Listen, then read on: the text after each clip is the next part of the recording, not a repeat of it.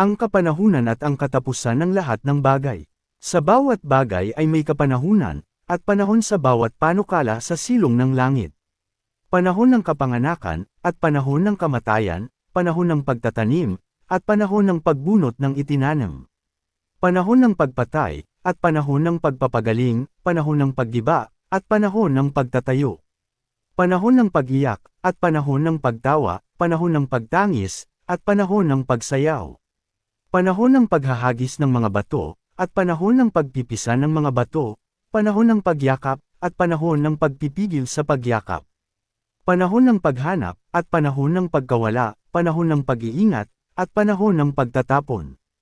Panahon ng pagpunit, at panahon ng pananahi, panahon ng pagtahimik, at panahon ng pagsasalita. Panahon ng paibig, at panahon ng pagtatanim, panahon ng digma, at panahon ng kapayapaan. Lahat ay narinig, ikaw ay matakot sa Diyos, at sundin mo ang kanyang mga utos, sapagkat ito ang buong katungkulan ng tao.